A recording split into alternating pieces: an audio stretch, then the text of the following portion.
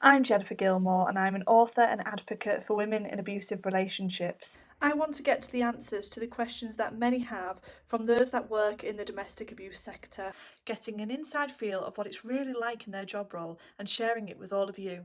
Before we get started, I just want to say that this interview has been videoed in a slightly different way to what I am used to putting together.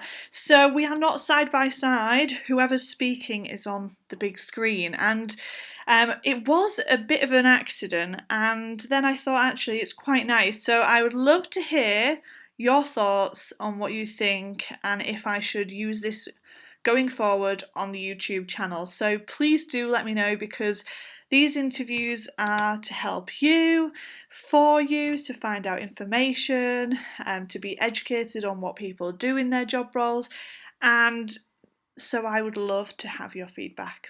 Enjoy!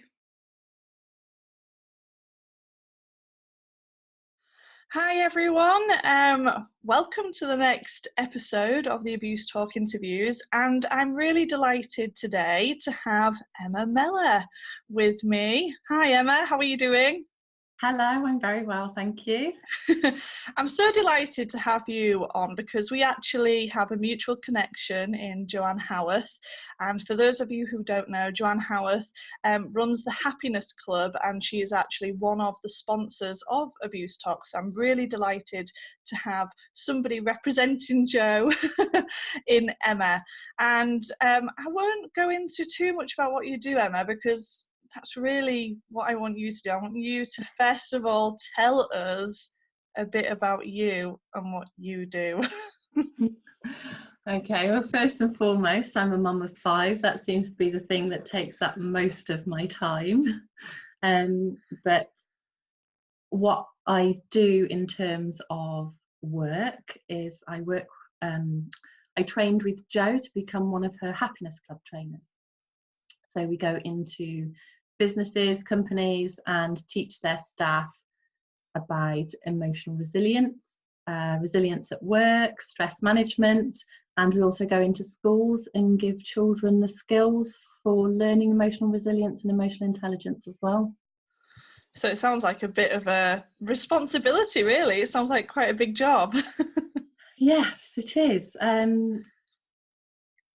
It's something that is close to my heart. You know, I've had issues with anxiety and depression in the past.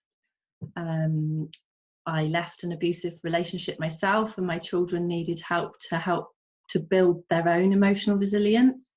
So when Jo was advertising for Happiness Club trainers and I saw what was involved in the training, I thought it was a great way to help myself and my children, but also to go out there and help so many other people who need the help as well. That's great. And obviously the main theme of it, from what I've seen, is the emotional resilience. So can you actually explain what emotional resilience is? Because I know we use the terminology all the time and everything, but when you pull it apart, it's like, what does it mean? Well, resilience is described as your bounce back ability. So the more resilient you are, the quicker and easier you find it to bounce back from stressful situations. Obviously, we all go through periods of stress in our life, and some of us, it lasts us a lifetime, and others, you know, we're able to overcome it and bounce back from it much more quickly. So I guess with what you do, you would be able to work on that bounce back ability then, and sort of to maybe somebody that's struggling to get to that point of maybe turning over a new leaf or moving forward with their life kind of thing.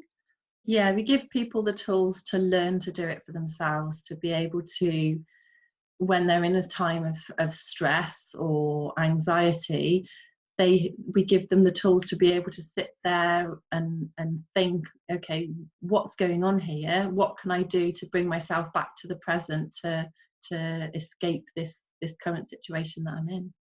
Right. So how would you start to do that? So say if I needed, some support with something, or people that are watching this right now or listening, how would someone start to become more emotional resilient? Oh, my own journey. I started with counselling, because that's something that gets thrown at you all the time, isn't it? I was lucky that I met Jo and became a happiness club trainer, because she gave me all the tools that I need to be able to do that. So it started off with practicing mindfulness, being in the present, not worrying about the future or holding on to what was in the past, and then meditation. Just being able to meditate and focus on what's going on in your mind, clear any blocks. I've had hypnosis as well. It's All right. something that I find hugely beneficial for overcoming all of the issues that I had. No, that's great. I think it's also recognizing that you need support with that as well. Like, I found that really difficult in sort of my early stages of when I didn't even think I needed to have any help or support after an abusive relationship. And it wasn't until I was sort of not forced onto a recovery program, but it was encouraged to go onto this program. And until I went on it and recognised actually it has consumed me and I'm not able to move forward without some help and support, it's almost like you're not really conscious to what you need. So how would somebody recognise that they need that, like, to improve on their emotional resilience? I suppose it's identifying and understanding that you're in a time of stress or anxiety or depression where you're worried about things that you necessarily wouldn't worry about before you were in that time of anxiety.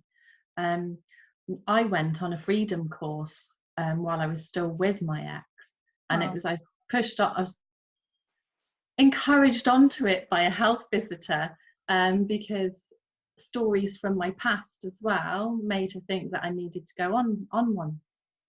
And it was only through going on that actually made me realise the situation that I was in. And then it took me 18 months to admit that actually the relationship I was in at that time was abusive as well. And I didn't want to admit that I was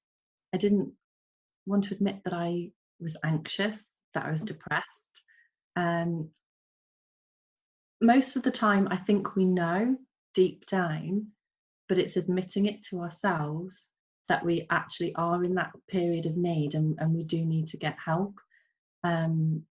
It has to come from a realization deep within. There's no point somebody necessarily telling you that is the situation, because people were trying to tell me I was in an abusive relationship. I was like, no, don't be stupid, it's fine, he's just overprotective, and he knows my past and he thinks I need protecting.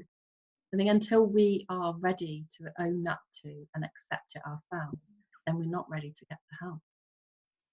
Yes, and it's a lot to sort of take in. I've actually asked people to provide questions and ask you, and everybody's read your lovely bio, which I am going to put in the description because it was just so lovely to read, and so personal, which I think is very important. And so we've had a few questions, and one of the questions is that they would love to know more about what you do in the workshops, and they're basically, their head teacher is trying to promote mental health at school and gain a wellness award. So I'm assuming she's wanting to know about the workshops to see if it's applicable for her school setting. I think it's applicable for every school setting. I'm hoping my children's school will take it on. But we go in. We have a 4-week program, so we go in 1 day a week for 4 weeks, and we go through all of the classes from reception to year 6. As long as it's no more than a 7-class school, because obviously anything bigger there isn't the time. And we do a half-an-hour session in each class, and we teach the children lots of different techniques for mindfulness, relaxation, emotional awareness, emotional understanding. So give them all of these different tools and techniques that they can learn as children, and that they can take forward as into adulthood. And a lot of the things as well, we encourage them to take home and practice with their families, so the whole family gets involved and they learn the techniques too. That sounds brilliant. I know my school is in a similar position to be trying to get a recognition. Their emotional well-being team is made up of 3 people at the moment, and for a primary school, I think that's really encouraging. And so it's like, how can that, maneuver them and help them a bit more, to recognise. And I suppose as parents, we worry in the fact that are they getting enough, or has the slant go over the other side? Are we being too, recognising emotions and everything? Can we go completely the other way? So it's always this fine balance. So the same person, I think it was, has asked, where do these workshops run? So the schools workshops we cover, between all of the Happiness Club trainers that we have, we cover most of the UK. Right. And it's really just a case of finding your local Happiness Club trainer and getting them on the case, getting them into the school, and getting the workshops running. The ones for adults are generally run within businesses who will employ us to go in and run a workshop. We haven't really investigated the idea of running them, like setting up a workshop ourselves for the community that maybe adults could come to. Maybe that's something. That would sound interesting, where you can voluntarily go along, maybe in children's centres for parents or something like that might be an option. Because I know when you're first time mum, and look, you've got 5 children, so hats off to you. I've got 3, and I just remember whenever having another baby, I just end up going on all these free courses and things, and like baby massage and parenting and healthy eating and all sorts at children's centres, so that I wasn't just on my own at home. So I mean, it's a bit different when you have a business, you're not so much on your own anymore, but I remember that being available. So maybe that is something to look at as workshops, an idea. So I've got a personal question for you, that came through #AbuseTalk. And obviously you've mentioned your experiences of domestic abuse, and somebody wanted to know how you've learnt to trust again after domestic abuse, and yourself and your judgments as well, perhaps. Well, it's really difficult, isn't it? I've spent 2 years on my own because I did not want to rush back into the potential of that situation again. I've had 3 relationships, and they've gone from one to the next to the next, and every single one of them was controlling in some way. And it wasn't until I was in my 3rd relationship and I went on that freedom course that I actually realized that was my situation, that was my reality. So when I took the decision to leave, I spent nearly 2 years planning to leave, trying to escape so I didn't have to go into a refuge, because I did that as a child with my mum and I hated it. I didn't want my children to go through it.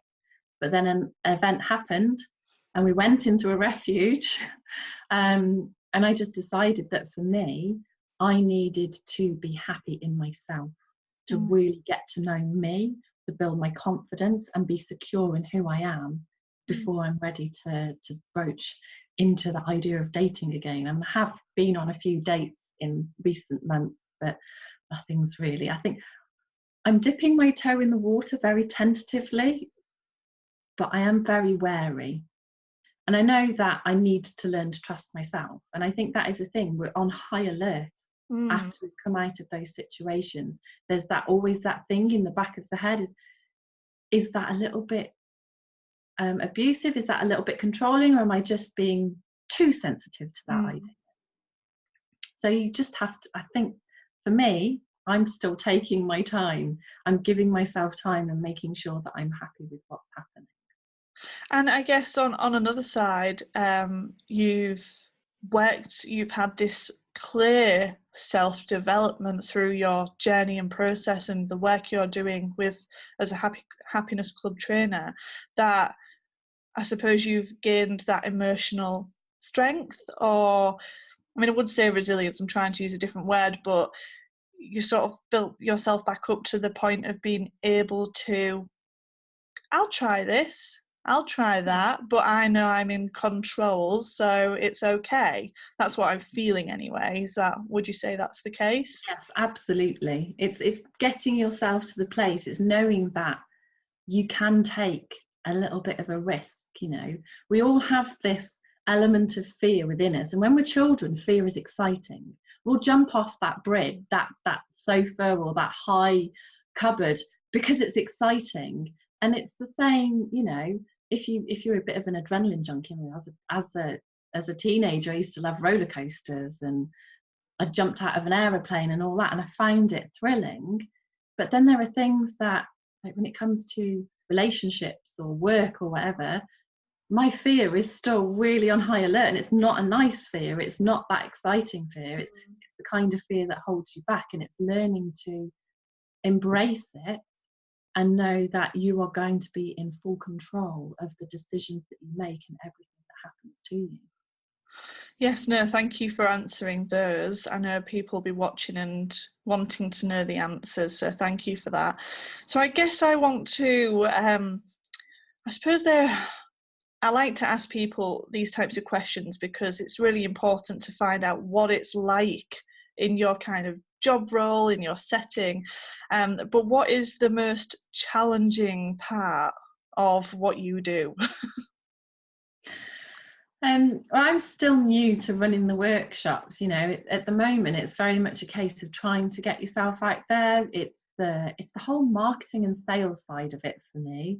Actually putting myself out there and letting people know what I'm doing. There's that little bit of imposter syndrome, little bit of, am I really worthy to be doing this?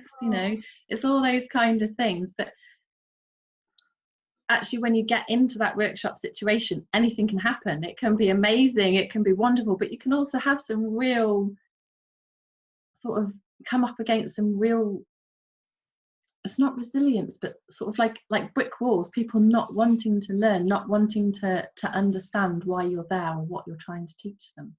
Yeah. And well, in return then, what is the most rewarding part of what you do?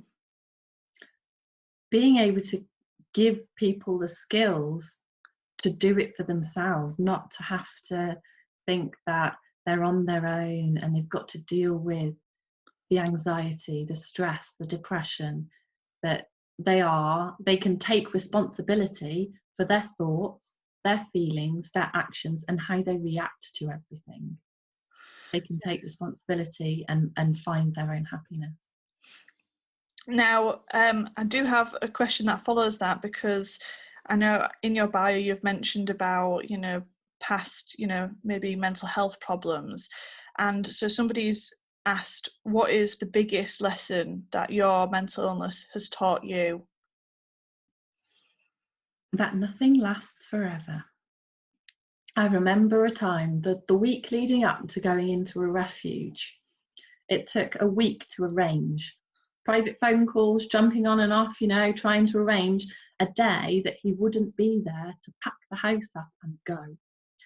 And I remember I was so scared that I couldn't eat for an entire week, and I dropped like a stone in weight in a week because I was in that full-on flight or fight mode, and I knew that if he found out, I was going to be in some serious trouble. Which is silly. He never laid a hand on me. He never physically harmed me. It was all emotional, but it was that fear. And I remember, and I look back on it now with hindsight, because hindsight is a wonderful thing, and realize that it was just thoughts and feelings and projecting what happened remembering what has happened in the past and what could potentially happen in the future, because we dramatize things. Everything could be so much worse than it actually is. I've learned that you have to live in the present. If you have a moment where you're really worrying about something, it's because something's triggered. You've remembered something from the past and you're worrying about what could potentially happen in the future, which you've just completely made up in your head. So I've learned to live in the moment, and I've learned what I need to do for myself to keep me healthy of mind and of body. No, thank you for that. So, I mean, we've spoken about this. You're a mum of 5 children. So, how do you fit everything in? You know, how do you balance it all out? It's really hard. I have 2.5 days a week where I can work at the moment. Those are the days that my youngest is with the childminder and all the other kids are at school. And anything can happen. Anybody could end up off school, or I have to book doctor's appointments, dentist appointments, optician's appointments. And it's a really difficult juggling act. Everything is very slow going. And I have to accept the fact that unless I want to stay up till 1 o'clock in the morning and then at 5 o'clock in the morning, which I can't do. I know for my own mental health, I have to be in bed for 11 if I'm going to be up at 5:30 in the morning, which I do have to do to get all my kids ready. If I don't do that, then I can't work because my brain just goes to mush and I end up depressed and naggy and unable to even function. So I take things each day at a time, knowing that it's a slow process. Nothing happens fast. My business doesn't grow at an exponential rate because my main priority at the moment is my children, making sure that they're healthy and happy, because I don't want them to be in a situation again where they weren't happy. Yeah, and I mean, kudos to you. 11 o'clock. I'm in bed at 9. I really should be in bed earlier, but because it takes me so long to get the kids to bed, my toddler is she usually doesn't go to sleep till 9. So I settle her down, I come down, I do a couple of hours work, and then I go to bed. Oh, have some time to yourself. Sometimes I try. It's been a really busy week. I've been working right up until 11 this week, but what I normally try and do is down tools by 10:30 and just sit in quiet for half an hour or read, or sometimes put the television on. So it's trying to have that balancing act. And I go to the gym normally in the morning when they're at school and at the childminder, because that is part of my routine that keeps me on track. It's the one thing that keeps the crazy away, as I like to say. I actually saw a t-shirt the other day that said, I go to the gym because punching people is frowned upon. I thought, oh yeah, that's me. Yeah, I've recently just taken up going to the gym actually, and recently, it's probably been a lot longer than that. It's just that I've only recently put it into routine, and at the moment both me and my husband are going 4 times a week. Believe it or not, I never thought I would say that. We're only doing like half an hour for 3 of those and then an hour for 1. But we felt that our mental health and our ability in the day, our productivity is so much better after we've been to the gym than if we go on the night. We can't go on the night. It doesn't work. We're all tired out and don't want to do it. So yeah, I do think recognizing what helps us as people and encourages and motivates us. But you know, if you've only got 2.5 days, then and you're recognizing that you need to go to the gym or and things like that, that's so important. And I think if anyone can take anything away from the interview today, is just that pure dedication that you have to your own, you know, well-being and your work life. So, you know, thank you for sharing all of that. So it kind of leads me on to the next one, and you might have touched on this anyway, but how do you look after yourself and your own emotional well-being, especially if you're helping people all the time? How do you look after yourself in that? So part of my routine is that I go to the gym. That's non-negotiable. That's scheduled into my calendar. So if anybody wants interviews or me to jump on calls or anything, I generally don't generally do mornings unless it's something really important like today, and I can juggle everything around it. So exercise for me is the most important thing. It's the one thing that seems to get me motivated in the morning, that gets my brain awake, and just keeps those endorphins high, that sort of helps me with my happiness. I also go, because my gym has like a spa area, so jacuzzi and steam room and that, so I make sure I go in that at least one day a week after the gym, about an hour. That's scheduled into my time as well. Sometimes I might drop it if I've got too much work on, but I know that I'll probably resent it if I do drop it.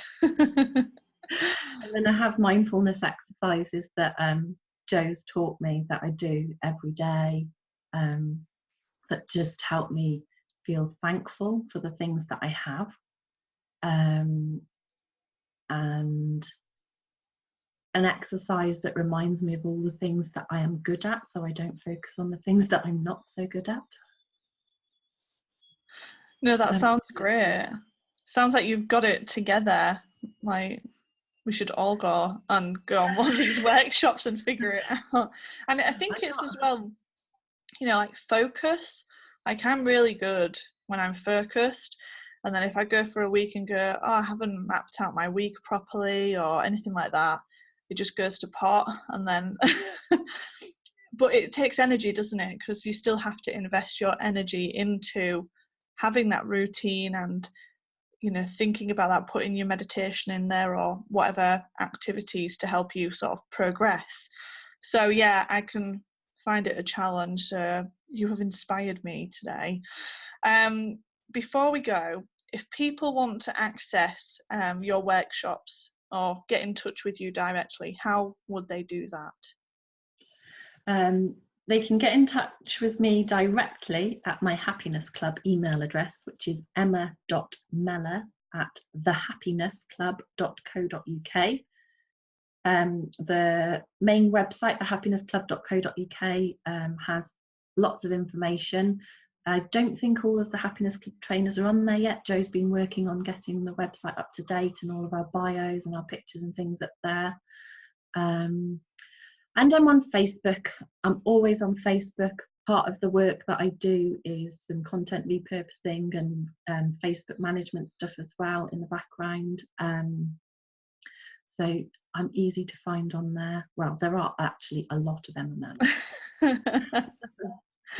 But you'll see it's very easy to see which one mine is. I swear a lot. There's lots of sweary posts about my children, who I call the Raucous Rabble. Well, I will put all of the information in the description, and I've pretty much just asked you to tell everyone when I can just put it in the description. But I think it's important to hear it from you as well, and to be able to find you, because a lot of people might be commuting or whatever when they're listening. So I will pop the information in the description there, so if people do want to find you, they know how. So I just want to say a big thank you, especially now that I know that you've taken time out of your routine to be interviewed. I feel like a big responsibility for that now, and I'm hoping that you have a positive day and that it doesn't affect your well-being. No, it'll be fine. I went to the gym yesterday, and I took part in a circuits class that I've not done before, and I did like an hour and a half worth of exercise. I'm feeling quite achy today. I don't think I'd have managed much at the gym. Yeah, one of those, I'll just walk on the treadmill with a bit of speed. Yeah. No, well, that's good, doing classes and everything. But no, I really do appreciate it, and thank you for sharing your experiences as well. It's not always easy to be open to share, so I really appreciate it, and I know that people watching and listening will appreciate it as well. So for those of you that are watching as it's been broadcast, which is the 2nd of October, the next interview goes live on the 6th of November. Can't believe I'm saying November right now. So close to Christmas. And also, if you are on Twitter, we have our #AbuseTalk Twitter chat happening very shortly. So do pop over to there. Emma has joined in for a first time the other week on #AbuseTalk, so I'm sure we might see her around a bit more, and I can always tag her in any of the posts if anybody did want to get in touch via Twitter. And once again, I just want to say a huge thank you, Emma, for agreeing to be interviewed. And it's just been so inspirational and even motivating for me to, hear about your story and how you do this with 5 children, and be able to put yourself out there. So thank you once again, Emma. Thank you.